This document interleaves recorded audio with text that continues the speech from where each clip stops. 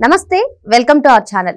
Andhra Pradesh IT మంత్రి నారా లోకేష్ గారు ట్విట్టర్లో ఒక్క ట్వీట్ వస్తే చాలు ఆయన ఆ సమస్యను ఏ విధంగా పరిష్కరిస్తారో మనకి తెలిసిందే. తాజాగా ఆయన చేసిన పని అయితే విమర్శకుల సైతం ప్రశంసలు కురిపిస్తున్నారు. ఆయన ఏం చేశారు తెలుసుకునే ప్రయత్నం చేద్దాం. దీన్ని పూర్తిగా విశ్లేషించడానికి మనతో పాటుగా ఉన్నారు senior political analyst Appasani Rajesh గారు. సార్ నమస్తే. సార్, కడప జిల్లా బద్వేలుకు సంబంధించిన ఇదే అవధూత కాశీనాయన క్షేత్రానికి సంబంధించిన షెడ్లను అటవీ శాఖ సిబ్బందులు కూల్చివేసిన సంగతి తెలిసిందే సార్. మరి ట్విట్టర్లో ఈ సమస్యను నారా లోకేష్ గారి దృష్టికి తీసుకెళ్లారు. మరి ఆయన కేవలం 24 గంటల్లోనే పునర్నిర్మించడం కూడా జరుగుతోంది. అసలు ఏంటి సార్, ఇలా ఆయన ఏ సమస్య వచ్చినా సరే ఇలా వెంటనే రియాక్ట్ అయ్యి 24 hours లో కూడా ఆయన చెప్పడం కానీ చేయడం కానీ చేస్తున్నారు. ఏంటి సార్ మీ అభిప్రాయం ఏంటి సార్? ఇవాళ ప్రభుత్వాల వైపు నుంచి కూడా, ప్రభుత్వ యంత్రాంగం వైపు నుంచి కూడా ఒక్కొక్కసారి కొన్ని పొరపాట్లు జరుగుతూ ఉంటాయి. అలా జరిగినప్పుడు కొంతమంది ఏం చేస్తారంటే తమ యంత్రాంగాన్ని సమర్థిస్తూ పాలకులు అక్కడ ప్రజాభిప్రాయానికి భిన్నమైన నిర్ణయాలు చేస్తూ ఉంటారు.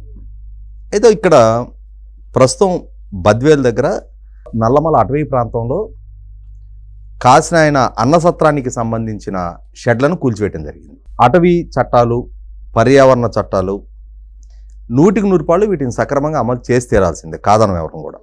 ఎందుకంటే ఇవాళ పర్యావరణాన్ని కాపాడుకోకపోతే, అటవీ ప్రాంతాలని పరిరక్షించుకోకపోతే పర్యావరణ పరంగా ఎటువంటి ముప్పు ఎదుర్కోబోతున్నాము అనేది మనమే ప్రత్యక్షంగా అనుభవిస్తూ ఉన్నాం. ఇవాళ ఋతుపవనాలు కూడా గతి తప్పుతూ ఉన్నాయి. అకాల వర్షాలు, లేదంటే తీవ్ర వర్షాభావ పరిస్థితులు, ఇటువంటి సంక్లిష్ట పరిస్థితులు మనమే ఎదుర్కొంటూ ఉన్నాం. ఈ నేపథ్యంలో పర్యావరణాన్ని కాపాడాల్సిన బాధ్యత ఆ విభాగాలకు సంబంధించిన అధికారుల మీద కూడా ఉంటుంది. అడవిని పరిరక్షించుకోవాల్సిన బాధ్యత ఆ కన్సర్న్డ్ డిపార్ట్మెంట్ చేతిలో ఉంటుంది. అందులో ఎట్లాంటి డిస్ప్యూట్ లేదు.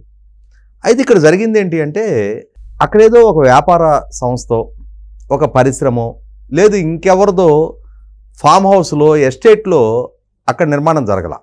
10 మంది భక్తులకో పేదవారికో అన్నదానం చేసే ఒక అన్నసత్రం నిర్వహణ జరుగుతూ ఉంది. అది కూడా ఎప్పటి నుంచో కొనసాగుతూ ఉంది. 10 మంది ఆకలి తీరుస్తున్న అన్నసత్రం నిర్వహణ జరుగుతూ ఉంది అక్కడ. అది అటవీ భూముల్లో ఉంది అని చెప్పని అటవీ శాఖ అధికారులు దాన్ని కూల్చేశారు. అయితే ఇక్కడ గమనించుకుంటే లక్షల మంది మనోభావాలతో ముడిపడ్డ అంశాలు, ధార్మిక చింతనతో ముడిపడ్డ అంశాల విషయంలో 100% అటవీ శాఖ కూడా కొంత సమయంతో వ్యవహరించాలి. మన వైవిధ్యమైన సంస్కృతితో ముడిపడ్డ మన దేశంలో ప్రధానమైన ఆలయాలన్నీ కూడా అటవీ ప్రాంతంలోనూ కొండ ప్రాంతాల్లోనూ ఉంటాయి.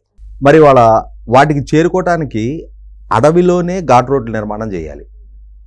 ఇవాళ తిరుమల కొండ మీదైనా, శ్రీశైలంలో అయినా, శబరిమలలో అయినా, ఇంకే ప్రధాన ఆలయాలు చూసుకున్నా కూడా కొండల మీద అటవీ ప్రాంతాల్లోనే ఉంటాయి ప్రధానంగా.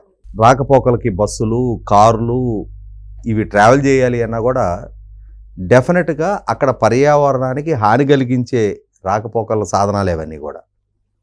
అయినా మరి అవి కొనసాగుతూనే ఉన్నాయి కదా.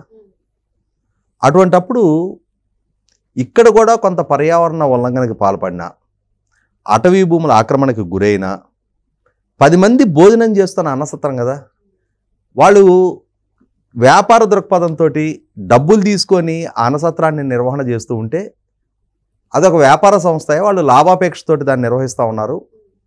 అటవీ భూములు ఆక్రమించి వాళ్ళు లాభాపేక్షతోటి సంస్థ ఎలా నిర్వహిస్తారు? వాళ్ళు ఏదైనా ఒక ప్రైవేట్ భూమి కొనుగోలు చేసో లీజుకి తీసుకొని దాన్ని నిర్వహించుకోవాలని చెప్పొచ్చు. కానీ ఇక్కడ జరుగుతుంది ఒక చారిటీ యాక్టివిటీ. వితరణ చేస్తున్నారు వాళ్ళు భోజనం, 10 మంది ఆకలి తీరుస్తూ ఉన్నారు. అది కూడా కాశీనాయన ఆశ్రమాలు కర్నూలు, కడప, నెల్లూరు జిల్లాల్లో చాలా ప్రఖ్యాతిగాంచిన ఆశ్రమాలు. అక్కడ ప్రజలతో మమేకమై ఉండే, అనుబంధంతో ఎమోషనల్గా కనెక్ట్ అయి ఉన్న ఆశ్రమాలు. మరి అటువంటి వాటి విషయంలో అధికారులు తప్పనిసరిగా కొంత సమయంతో వ్యవహరించాలి. కానీ అధికారులు తొందరపాటు అంటారా, లేదు మరి అక్కడ ఈ మధ్యకాలంలో సజ్జల రామకృష్ణారెడ్డి కుటుంబం అటవీ భూములు ఆక్రమించి ఎస్టేట్లు నిర్మాణం చేసింది అని చెప్పని ఆరోపణలు వచ్చాయి. దాని మీద విచారణ జరుపుతూ ఉన్నారు. సర్వే చేసి అటవీ భూముల ఆక్రమణకు గురైంది అని చెప్పని హద్దురాలు ఫిక్స్ చేస్తూ ఉన్నారు. చిత్తూరు జిల్లాలో పెద్దిరెడ్డి రామచంద్రారెడ్డి ఆధ్వర్యంలో 27 ఎకరాల పట్టా భూములుంటే 104 ఎకరాలు వాళ్ళు కాంపౌండ్ కట్టేసుకొని అక్కడ పెద్ద పెద్ద విల్లాల నిర్మాణం చేసుకున్నారు, ఫామ్ హౌస్లు, అంటే అటవీ భూములు ఆక్రమించారు అని చెప్పని విచారణ జరుగుతూ ఉంది.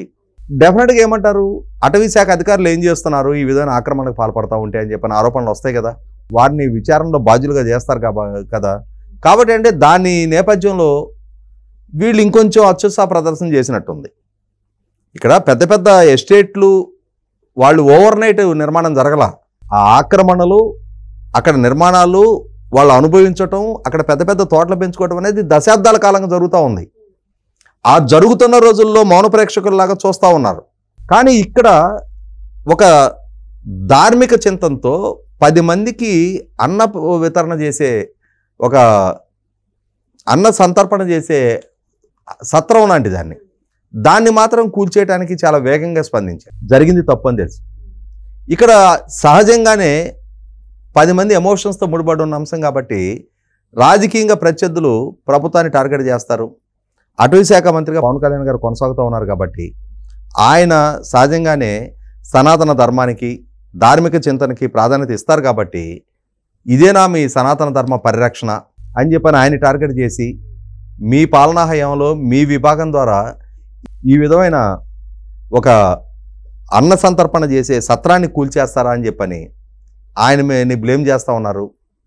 ఇటువంటప్పుడు తప్పనిసరిగా అటు పవన్ కళ్యాణ్ గారి రెస్క్యూకి రావాలి, ప్రభుత్వ రెస్క్యూకి రావాలి, జరిగిన తప్పుని చక్కదిద్దే ప్రయత్నం చేయాలి, భక్తుల మనోభావాలను కాపాడే ప్రయత్నం చేయాలి. కాబట్టి బాధ్యత కలిగిన నాయకుడిగా లోకేష్ స్పందించడం జరిగింది. ఇక్కడ గమనించుకోవాల్సింది ఏంటంటే తప్పు ఎవరి వైపు నుంచి అన్నా జరగవచ్చు, కానీ మా వైపు నుంచి పొరపాటు జరిగింది అని అడ్మిట్ అవ్వడానికి చాలా ధైర్యం కావాలి.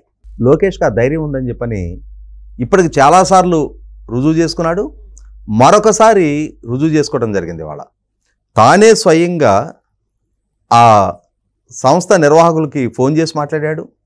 అదే సందర్భంలో వీలైనంత వేగంగా అక్కడ నిర్మాణాలు చేస్తాం, నా సొంత ఖర్చుతో నిర్మాణం చేస్తానని చెప్పాడు. ఇవాళ ప్రభుత్వం తరపున కట్టిస్తామని చెప్పని, మా వల్ల జరిగిన నష్టం కాబట్టి ప్రభుత్వమే ఆ బాధ్యత తీసుకుంటుందని చెప్పలా. తను ప్రభుత్వ పరంగా నష్టం జరిగినా కూడా తన సొంత డబ్బులతో నిర్మాణం చేస్తాను అని చెప్పని అష్యూర్ చేయడం ద్వారా లోకేష్ అసలు సిస్సల స్వరూపం ఏంటి, స్వభావం ఏంటి అనేది వాళ్ళ సమాజానికి పరిచయం చేసుకుంటా ఉన్నాడు. చాలా సందర్భాల్లో తను ఇలాగే స్పందిస్తూ ఉన్నాడు. నాయుడు గారు అబ్బాయి, ఆయాచితంగా అవకాశం దక్కింది, నాయుడు గారు అబ్బాయి కాబట్టే ఇవాళ పదవి దక్కింది అని చెప్పని చేసే విమర్శలకి, పదవి దక్కితే ఆ పదవి వల్ల సమాజానికి ఎంత సమర్థంగా తన సేవలు అందించవచ్చు, ఎంత నిజాయితీగా, ఎంత నిబద్ధతతో తన సేవలు అందించవచ్చు అని చెప్పని తనను తాను రుజువు చేసుకుంటూ ఉన్నాడు. శ్రేణులకి అదేవిధంగా సహాయం చేస్తూ ఉన్నాడు.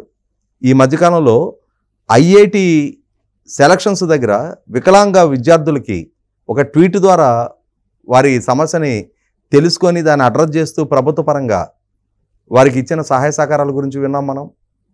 కాబట్టి లోకేష్ ఈ అంశంలో తన స్పందనను వ్యక్తం చేయటం ద్వారా కువిమర్శలతోటి రాజకీయ ఎజెండాగా దాన్ని మలచాలి అనుకునే వారికి అటువంటి అవకాశం ఇవ్వకుండా, విమర్శలకు ఆస్కారం కలిగివ్వకుండా జరిగిన నష్టాన్ని, జరిగిన తప్పుని స్వయంగా పాలకపక్షంగా ప్రభుత్వంలో మంత్రిగా తానే అడ్మిట్ అవుతూ మళ్ళీ తిరిగి అక్కడ ఆ సౌకర్యాన్ని భక్తులకి కలిగించడానికి తానే స్వయంగా ముందుకొచ్చి తన నిర్ణయాన్ని వెలువరించడం ద్వారా తన స్థాయిని తానే పెంచుకోవడం జరిగింది. మరో అంశంతో మళ్ళీ కలుద్దాం. Thank you sir.